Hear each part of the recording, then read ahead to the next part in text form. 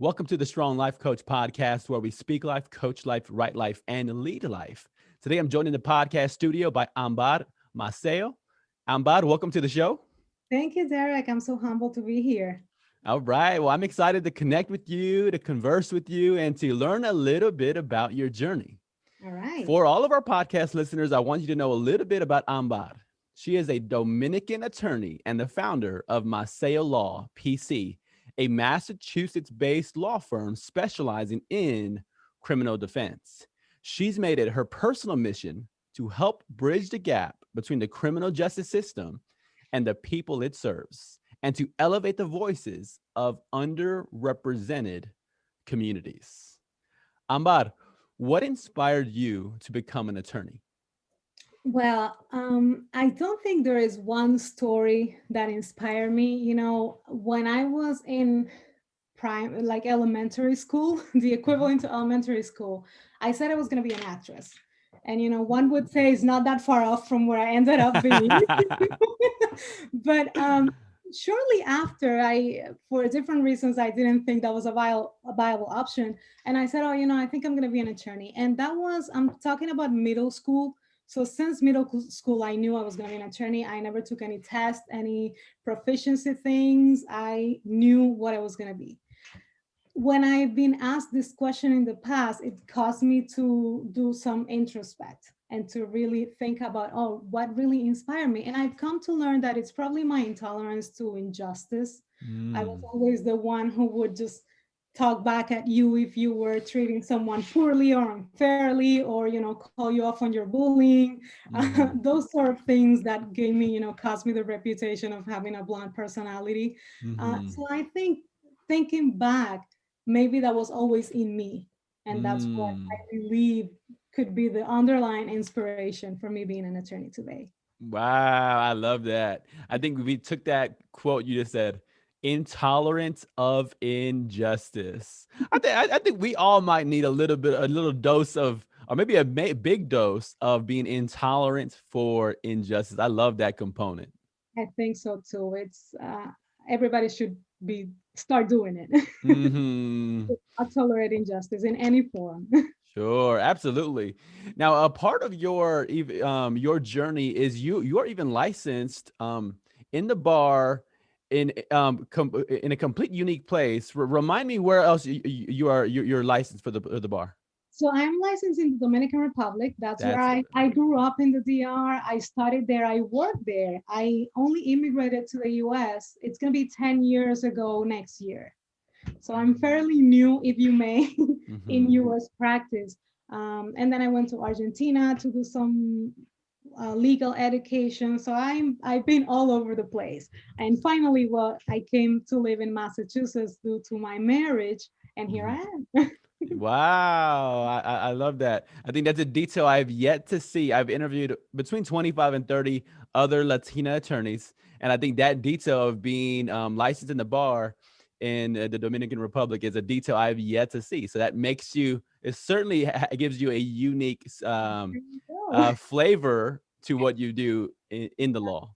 Absolutely, absolutely. I found that too. I've met wonderful attorneys and Latino attorneys and from attorneys from all over the world here. But the majority of immigrants that I found came here when they were little, so they went to law Mhm, school here, and it's sort of a different experience mhm, than when you come as an adult with several years behind your back and to start over. It's certainly mhm. quite interesting to say the least. Absolutely. Sure. Sure. Now, what do you enjoy most about being an attorney? So I think what I enjoy most is to be able to use my power and my privilege to help other people. I never thought of myself as someone with power or with privilege. And then I came to live in the US and I realized how privileged I was in the DR. I was provided for everything, I was given everything. I thankfully and thanks to God and my parents, I never had to struggle with anything. And then I Mhm, came here to sort of like start over on my own. And I realized, wow, I not only have I been privileged, but I continue to be privileged. The fact that I was able to accredit my education and to get licensed here speaks to that. Mm-hmm. And now I'm more aware of that, and I'm using that to help other people, to be other people's voices. When I see Mm-hmm. especially minorities out there who don't necessarily speak the language, don't know how to navigate the legal system, or any, quite frankly, sometimes I have clients who need me to call, I don't know, the doctor's office for them. And Mm-hmm. just being able to do that, even if it's not necessarily within the legal spectrum, makes me feel proud and happy and humble to have this profession. Yes, I like that. You're giving us some great pearls and jewels to hold on to use power, the power we have and the privilege we have in service to other people. I love the notion because I think anybody who's listening in, whether you're an attorney listening in or you're in it, virtually any, I think there's power almost everywhere if you understand your own situation, like as you mentioned, the introspection to understand the power and the privilege we have, and to see that as an opportunity to be able to serve others. I love that you captured that notion. Certainly, certainly. I think, that's the goal. Like you said, in everything, you don't have to be an attorney. I feel like everybody's powerful in their own way. We just have to Mm. find that inner power and project it and use it to the good. Yes, yes. Now you brought up your parents, and I'm always curious about attorneys and their parents, and we probably could do a whole podcast on it. And but Okay. and I think that's a whole another series I've been dreaming about, thinking about. Now, tell Especially me Latino parents, say again, say again. especially Latino parents and Right, right. Hispanic in So, general. so tell me, give us a little glimpse of the parents. I mean, if the parents, what did they do? If you can attribute anything they did to help you become an attorney, what would you pinpoint that really that they did, or how they raised you that helped you to become an attorney? So, I don't think they're aware of this, but I have wonderful parents. I love them both. And I feel like if I speak to my mom, like I've never met someone as kind and as compassionate as my mom. She is the kind of person who sees the good in everything. If you've harmed her, doesn't matter. She will be the first one out there to help you when you need it the most. Wow. So from her, I aspire to be at least half of what she is, in her kindness, her demeanor, her compassion. And I take that very, I feel very strongly about that. It's part of one of my pillars of my career, and the area that I develop, which is criminal defense, has a lot to it. Hmm. One needs to be very compassionate about other people, the circumstances surrounding any situation, and be kind to others. So I think that without anybody knowing, I think that got instilled in me and helped me prepare. And from my dad is just an aptitude of service like no other. He is a doctor, and I couldn't think of any, of a profession more fitted to a human being that medicine to my dad. It's Hmm. like, similarly, the first person you would call for anything, Hmm. regardless of whether or not it's part of his specialty, you will call him, he'll be there. So I feel that, that integrity, that service, that kindness and compassion, I take all of those values from my parents, and very Hmm. proudly so. Oh, I love that. I love the characteristics, and I know I'm going to ask you later about your favorite qualities of your favorite people. So I hope I didn't interfere with any of those qualities. But but I love hearing about the parenting and the small investments or ways that they really, it's like an imprint of who they are on their children, and to see you, clearly you overflow with gratitude. You're a humble person, and then but you also clearly, with your profession, you're a high achiever. So I think those components, I think, are always fascinating to me, to dig behind the scenes to figure out how the parents were able to empower you in your journey of your career. Yeah, absolutely. And I don't think they even realize my parents were the kind that they never suggested any potential career. Like I was free to choose whatever I wanted. I know maybe my dad deep down wanted me to become a gastroenterologist, but he never said anything. So it was like, whatever you want to do, that's fine. Education was number one thing in my house. That was my job. So I was raised in that environment. So I knew I had to do something. Yes. Career wise, education is very important in my family. But Hmm. other than that, I was free to choose the path that I wanted. Sure. Now, so is he a gastroenterologist? Is He that is a gastroenterologist. I see. My wife is a nurse in gastroenterology, so Oh, that's I'm amazing. familiar with the that's like the one of the few areas of the medical terms like, oh, I actually know that one. I know. And I used to work with my dad when I was growing up as his secretary. Hmm. Go with him to hospital, so I'm very familiar with the terminology and Yes, it's interesting you mentioned that because I'm fascinated by like as I mentioned, the background of successful people like yourself, and then you mentioned that you worked with him, and it's interesting as I'm always curious about how much successful people, maybe your dad will put the doctor and the highly successful people, how much they have their children working, because I've seen them like sometimes outside looking and you think that the children of highly successful people don't work, but I've seen actually the opposite, where like no, they get their children working early on. They want them to build this work ethic, and is that the way it was for you? so yes and no. I feel like for me, it was all for fun. I was Mhm, never required to do mhm, anything in terms of like, oh, you have to work. But my parents come from humble beginnings, both of them. My mom worked like both of them worked since they were in their teens. And mhm, growing up, I always saw my mom working and my dad working. And I learned their stories behind, how my dad used to work for his family's little business as well, and he put himself through med school, etc. So when it was my time, I feel like I was just bored in the house, and he was out of a secretary, and he brought me in, and I loved it. I just felt mhm. like I transcribed things for them. They didn't have like modern computers back then, so it was like all the machine, the writing machine, and Mhm, it was fascinating. The only thing that mhm. I did not like was that my dad would see everybody for free. So so that part Wow. in my child's mind, I was like, how are we going to live if you're not charging people? He's like, oh, you cannot pay right now. It doesn't matter. I love that. I think there's a lot of nobility in that. So It is. let's segue back to actually I wanted to ask you also about your multiple languages. So you got so there's French, Portuguese, Spanish, English, and I think you mentioned in your longer biography that one of them you probably could use some refining or brushing up That's on. But that's right. but tell me a little bit more about like how you ended up learning these four languages. Yeah, so Spanish is my native tongue, and I lived in the DR until very recently. So Mm-hmm. I was born with that. English was the one that my family put me through because everybody needs to learn English because the Mm-hmm. US, it's a first world country, and it's like the one of the most spoken languages. So my parents decided that I had to go to learn English. I hated it. I hated it. If someone had told me that I would end up living in the US, I would have said, "Way, no, no way."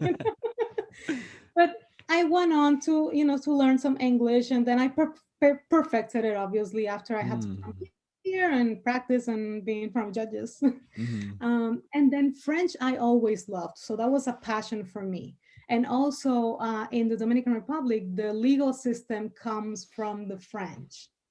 So I view that as, oh, I need to learn that because I need to be able to read those books in French. And Mm-hmm. I love that. I learned it. I could use a refresher because if you don't practice, it sort of Mm-hmm. like goes away. I went to Montreal a couple years ago, and I was able to just speak a little bit, but I I realized, oh, okay, maybe I need a refresher. Mm-hmm. Portuguese, on the other hand, it's nothing that I formally studied, Mm-hmm. but my mom did because that is my mom's passion. She loves Brazil. She wants to be there and go there forever. So Mm-hmm. she studied the language and she became a professor. So I would hear Oh. her. She listens to Brazilian music. So I always had that in me. And when I went to Argentina for my master's degree, I took, I think, one or two courses. And then here in my before criminal defense, I used to do workers' comp. So I had a lot of Brazilian clients, and it just like flew naturally, Mm-hmm. and I just became very conversational. Nice. I love it. I love the versatility. I love it. Yeah. Yes, yes. Now, so to go back to the attorney questions. Yeah. How did you decide to focus on criminal defense? Well, I was thinking about that on my way here. Hmm. And it that's so it's a similar story to what inspired me to go to law school in the first place. I feel like when I thought in my, middle school mind of the law profession, the legal profession, I thought of a courtroom. So I feel like that's what you see in the news, and that always piqued my curiosity. But I Hmm. think there were two moments where I said, oh, I really want to know what happens in that setting, which is the criminal law setting. One was the Oj Simpson trial. And Hmm. that was 1995. I don't know, I must have been 12 years old or so. And I remember, from none of it was broadcasted internationally, but the verdict day was, and also the pursuit of him. So that was like a very high profile case, and I was sort of like peeking and trying to understand. And I remember when the verdict came in, I was like, I just cannot understand why he was found not guilty, after all the things that I read in the news. So that I was always very curious about the mechanics on how that worked. And I knew, even though I didn't know how deeply, but I knew that had other ramifications and implications back then. And then the following year, there was another big case that was a local case in the DR, a horrific crime, of a 12 or 13-year-old child. So he was 1 year younger than I was at the time, and that caused, the outrage of the country, and that was a broadcasted trial as well. And I saw that trial. I was, again, middle school, but I saw it, and it was very different from the OJ trial. We don't have trial by jury in the Dominican Republic. So I got to see the two differences, and I became even more curious. And I feel like those years were pivotal moments in my turning over to the criminal law side. By Hmm. the time I went to law school, I knew I was going to be doing criminal law. Hmm. Yes. Wow. It is just the power. I mean, sometimes we think that what we see on TV or what we see in the news that doesn't make a difference. But I think we look at your life and your career. I mean, those cases being broadcasted and shown absolutely have shifted and shaped your world and your life. Absolutely, they did. Now, what has been one challenge you faced as an attorney and have overcome? Well, I think the biggest challenge that I faced was to start over. When I came to the US, I had, nothing, no experience, no bar. I had no idea how to start over. I was 20, how old I am? I was 27 years old or so, recently married. So it was very challenging. I thought about switching careers altogether. I'm like, I just can't really go through law school again. How am I going to do that? I ended up not having to go to law school again, but I had to do 1 year of law school, and take the bar exam, which in it by itself is like a huge hurdle. Hmm. Also, in English.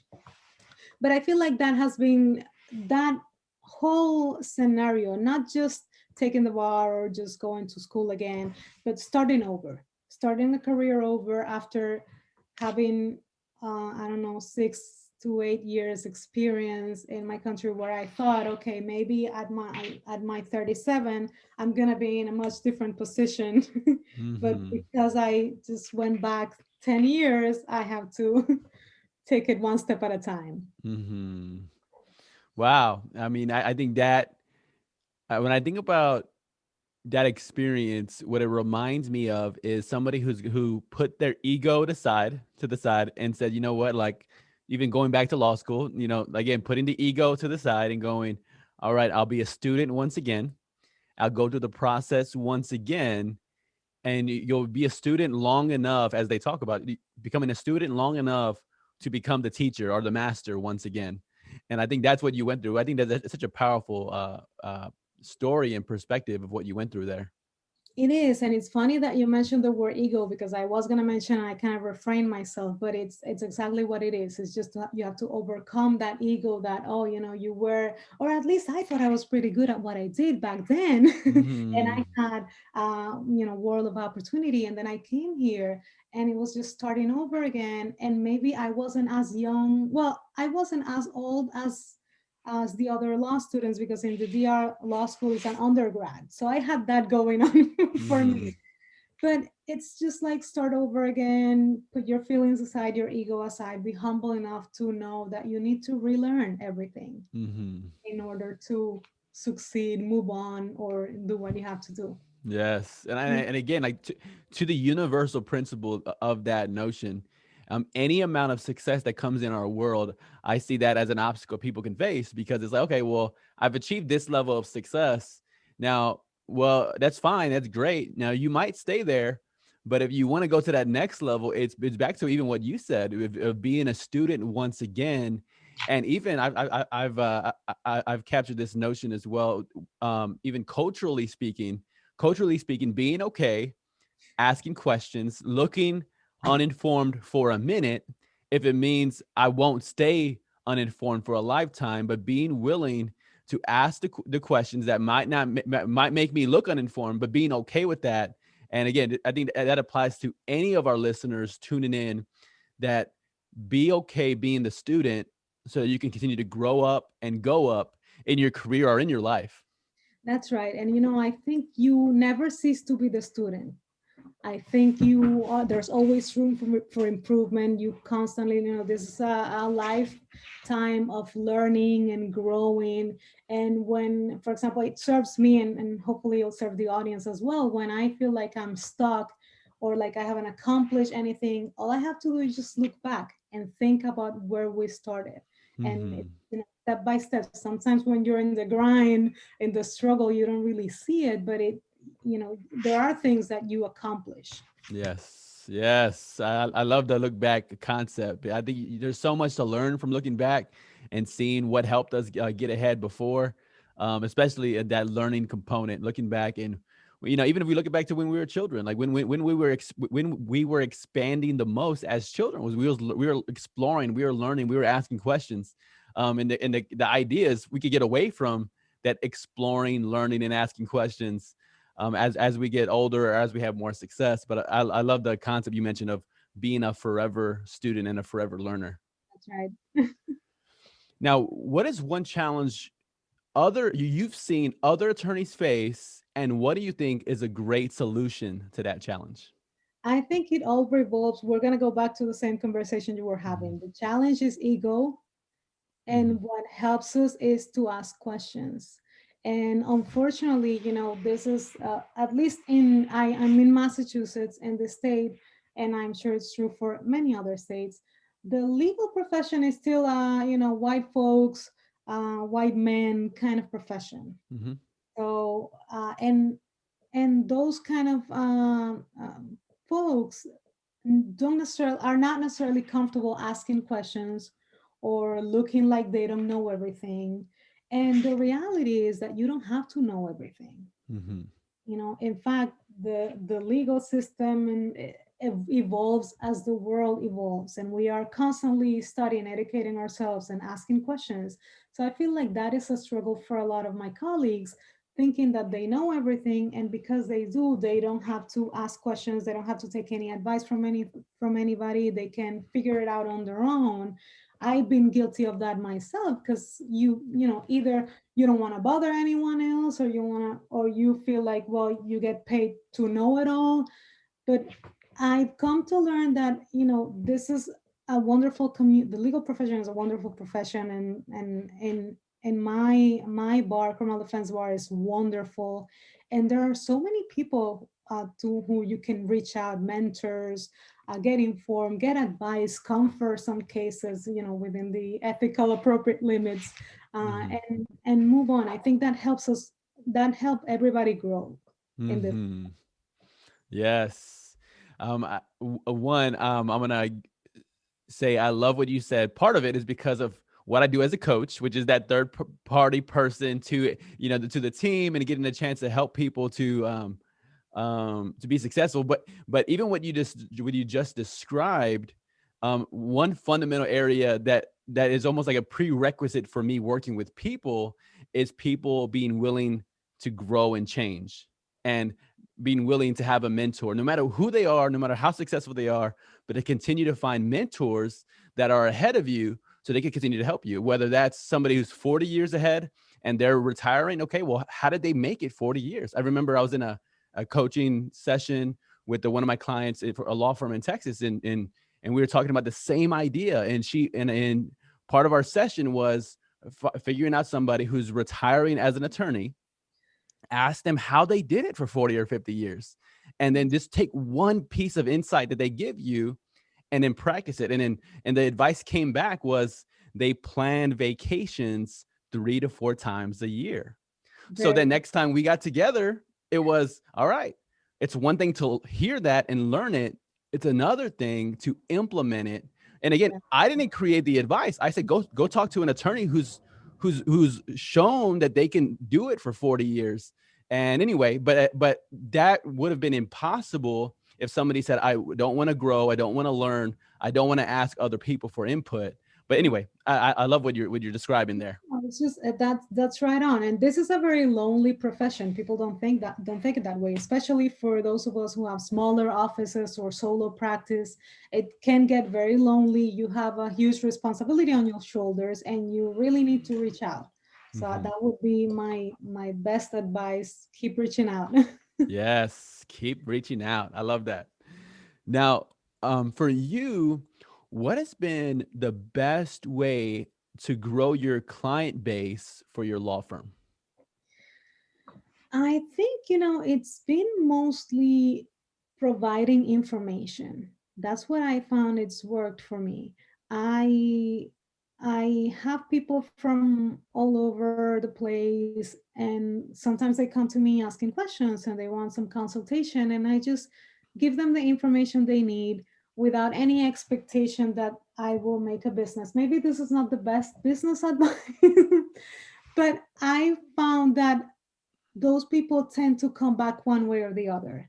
They either end up needing your services, or they know someone who needs your services and say, you know what, this person helped me out without really pushing me to sign anything, or without knowing if there was a case here. So I think that person has my best interest at heart. Mm, And there is, yes. I like to think that there is some honesty in what I am doing, and that I truly care for. I don't necessarily do it for the business, but I've noticed that as a really good marginal benefit that has come from that. Just sharing the Yes. information, sharing the pie. Yes, yes, I love it. Well, I think of the abundance mentality that is in that space where it's not, hoarding the information, but giving it away. But to your point about how great that actually is for business, one thing that in my coaching sessions with all the business owners that I work with, especially those that are involved with, doing the business, but then they're involved with marketing and in getting clients. There's one book that I base my content on, and it's the number one book on Amazon for marketing. It's the number one book for marketing and consumer behavior. And it's one of the top, I think, 10 books for selling. But one of the 6 principles in that book by Robert Cialdini is what you just said. He calls it reciprocity, but it's the skill of what you're just describing. It's the skill of generosity. And it's the concept that people who find ways to give for free over and over again, whether not just the universe, but even objectively speaking, in the and he studied it academically, and academic from an academic perspective, people are most likely to be persuaded by someone who has given to them first. So you grow in your influence as you give it away. So anyway, I know you mentioned you're not sure if it's a great business principle. I think it's a phenomenal All right. business principle to be Sure. giving, and it's clear that that's the way that you've been able to grow your client base. Yeah, that's right. And I feel comfortable with that. So Hmm. I'm Yeah. okay with that. I just need to find the time to give more. I love that. I love that. Now, for someone who is just starting their law firm, what advice would you give to that person who is just starting out? Hmm. Well, get a mentor. Yes.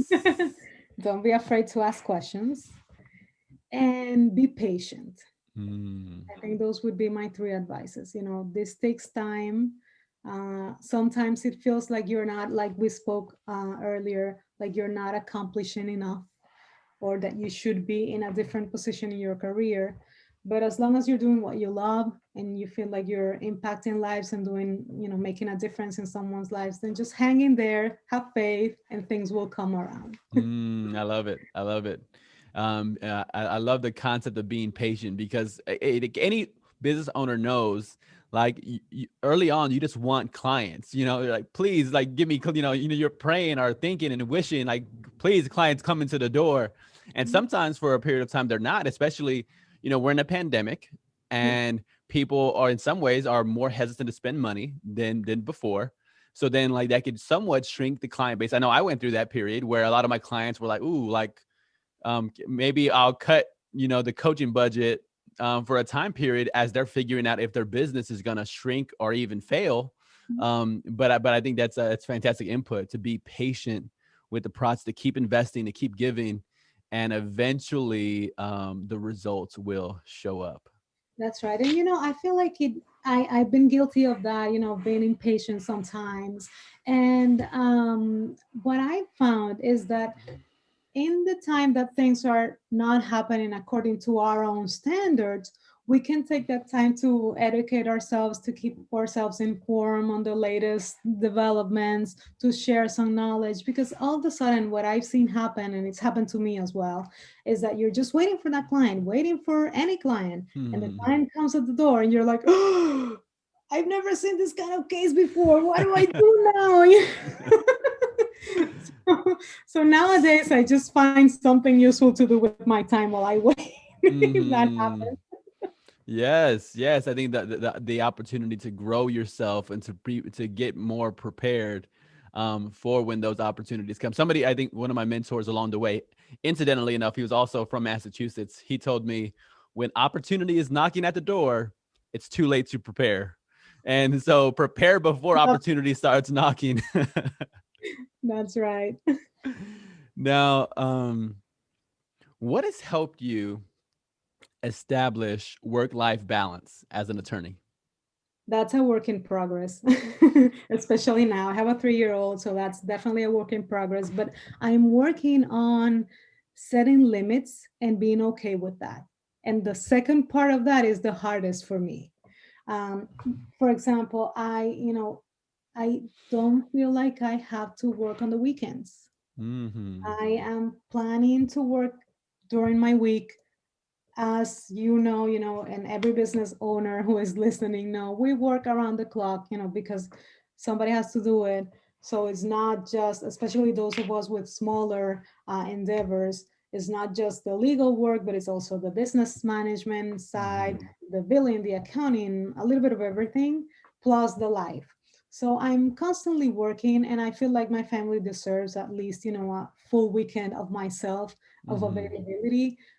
Sometimes, especially in litigation areas, that can get hard if you have a trial coming up that starts on Monday. Then there's always some last minute prep or nervousness that gets in the way. But as long as you make that the exception and not the rule, I think that helps. I'm working on it again, so I can't tell you it's completely perfect for me, Hmm. but I am trying to set up those limits, and I find that my clients are adapting to that. So they know, Mm. not to call me on the weekends, or they can call, but they're just gonna get the machine. And if Yes. it's an emergency, they will tell me it's an emergency, and I will absolutely call them back. Hmm. Yes.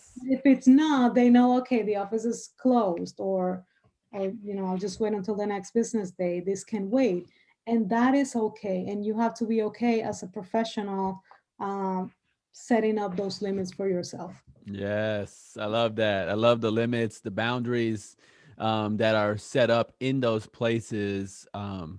One, because it helps you not just be successful a year from now, but it helps you be successful 10, 20, 30, 40 years from now.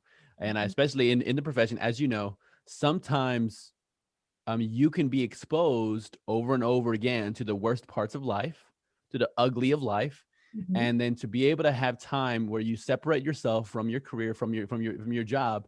And the detail I really like that you said too. You said, um, if you're gonna work during the weekend, that's going to be the exception as opposed to the rule. And I think those great boundaries are going to help you to continue to replenish and recharge and go for as long as you want to have a law firm.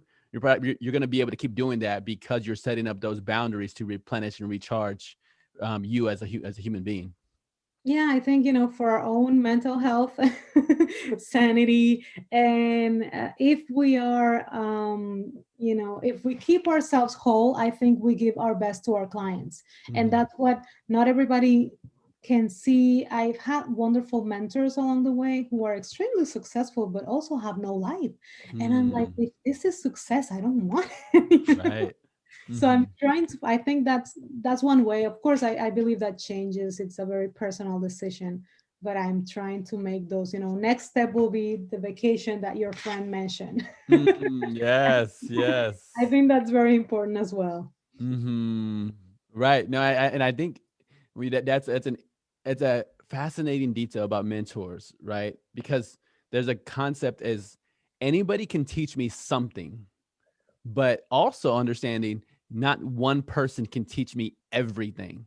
Yeah. And this idea of when we have mentors in our lives, it's every part of their life is not to be imitated, Hmm. but there are some parts of their life that are to be imitated, and knowing having the discernment to know, hey, this is what I'm going to imitate from them, but I'm not going to imitate being a workaholic and not resting and not replenishing and not recharging. But I think that there's great discernment in that ability to see what to imitate and what not to. That's right. And in my experience, my mentors have been so wonderful that they have even tell me, do not imitate, do not do this. Mhm, Because that's mhm, also part of the mentorship, what has worked for them and what hasn't. And for some people, they believe that it's too late for them to change, a lifetime of workaholism or habits. But they will tell you straight, do not imitate this behavior. Just take some time, take vacations or whatever it is. mhm. Now, in that space, whether it came from a mentor or from someone else, what has been the best advice you received about owning a law firm? Hmm. I think the best advice I received was set up all the systems from the get-go. And that doesn't apply necessarily to being a law firm, but to being a business owner. And the and I think that has been a common advice across everybody that I have encountered to. And I did, although I feel like it's a work in progress as well, because you start with a system and then you realize that you need something else and it evolves, it pivots along your business. But it has helped me keep myself and my business organized. Yes. And the advice that I received was, do not, some people just start with the bare minimum because they're focused on getting clients and they're just not focused on the proceedings and and having methods or anything like that. And all of a sudden they get the client, the opportunity knocks on the door, and they're not ready in terms of like Hmm. systems and how to implement, how to run the business, aside from the legal profession per se. Yes, I love that. That is, for our listeners, that's great insight. That's also found in the E Myth by Michael E. Gerber, I believe is the name. But to have systems for everything, because when you create systems, what you're doing is you're creating a standard process. Your mind doesn't have to memorize all of the systems all the way around. You have a system you use over and over again. And in fact, for all the podcast listeners who've been tuning in, when I set up a podcast interview with somebody like Ambar, I use a system. I ask people if they want a podcast. They say yes. I'll say I'll message you, and I'll message them, and I tell them a little bit, and I copy and paste it from my notepad. I copy and paste what the podcast is, how it works. I'll even send them some questions in advance so they know what kind of questions I don't type those over and over again for every person I have on the show. It's a system. I copy and paste it over so I don't have to. But anyway, I'm saying all of that, podcast listeners, because in your world, even if you're not a business owner, but systems will help you reduce stress, to add peace, and actually even make you more effective. Even if you're somebody who loves spontaneity, I actually love being spontaneous, but systems can even help you to be more effective and have more time to be spontaneous. So don't. And I know some of you want to fight the systems and fight the methods that I'm about to just describe, but they will absolutely make your life better and easier. They will, and and if you either if you whether you own a business or you don't, they will help you grow. I Mhm. feel like no business starts big. We all Mhm. start small and we grow. And when the time comes, you don't want to reinvent the wheel. You want to be able to have a qualified team and to say, okay, these are the protocols, these are the systems in place. You just one, two, three. It's a method, and it's easier for everybody to follow. Yes. It's easier for everybody to follow. That's right. And that's the concept, is when you begin to grow and expand, or the business phrase would be scale your business, then you already have the methods and procedures in place for people to know what excellence is and how to make it easy and effective for everyone. That's right. Now, if someone was listening to this podcast, Ambar, and they were like, "Oh, like I love what she's sharing. I love her perspective. They want to help you.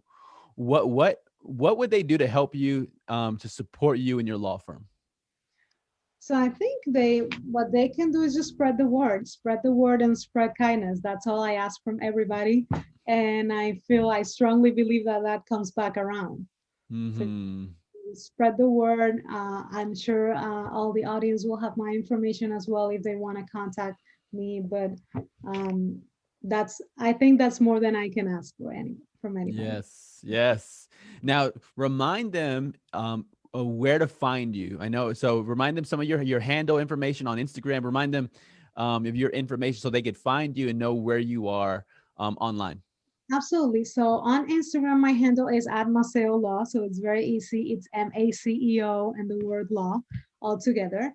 And from there, you will see my personal account. I have a couple accounts with other business endeavors that you are free to follow if you like.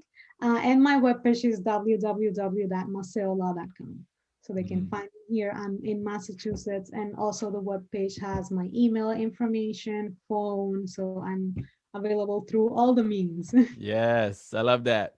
So let's do our part, podcast listeners, to go follow her, connect with her, share her content, and do our part to be a source of encouragement for what she's doing.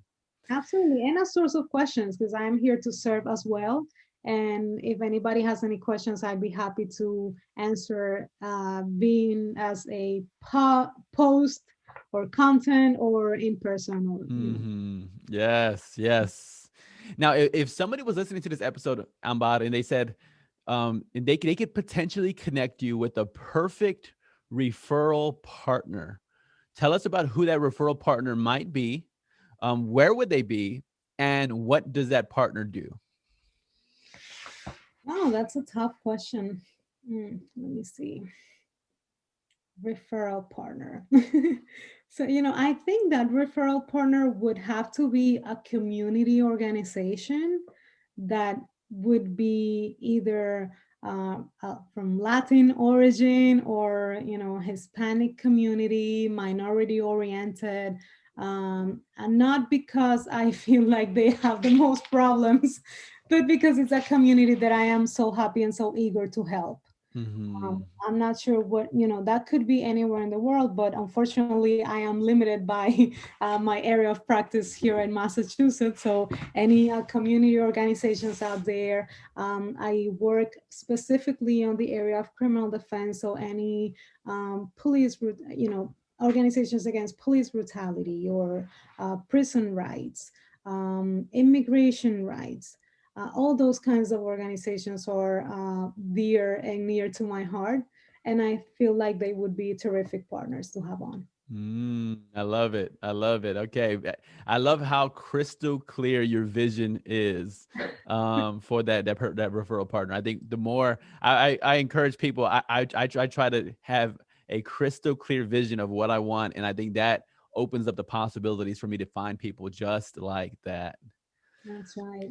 So, the final question of our podcast episode is, what are your favorite qualities of your favorite people? Hmm. Well, I have I I have a lot of favorite people, but I'm just gonna circle back to the my closest four, my fabulous four. It's my parents, my daughter, and my husband. Mm, And I think we covered my parents already because they interject. So my parents are so kind, compassionate, so noble, and they have lived a life of serving people. And I think that would be, those are my favorite qualities of them. uh, mm-hmm, their integrity, so hardworking. um, in the case of my daughter, she's only 3, but her curiosity, her view to life, it's always refreshing when you see life through young child's eyes. mm-hmm, um, because when you are a child yourself, you're not necessarily cognizant of all of that. So I love that curiosity, and I think of that as if it's coming from an adult, being inquisitive, asking questions. I love that. And my husband's humor is something out of this world. So mm-hmm, putting up with me requires some sort of patience and mm-hmm. and kindness as well. Yes, yes. Well, I love hearing what you love about the closest people of your fabulous four. So, if your parents or your husband or even your daughter is able to listen to this part of the podcast, I want to just let them know outstanding job with the impression and the impact you've made on Ambad. It's really encouraging to hear about. She's clearly glowing as she talks about you four, and it's a blessing for me to be able to listen to her talk about you. Absolutely. So, Ambad, thank you so much once again for joining me on the Strong Life Coach podcast. Well, thank you so much for having me. This has been wonderful, and I'm very humbled to be here. All right. Well, podcast listeners, thank you for joining us on another episode. Let me remind you to go over to the Apple Podcasts app, give us the 5-star review. Remember to subscribe, and we'll connect with you on the next episode. Thank you.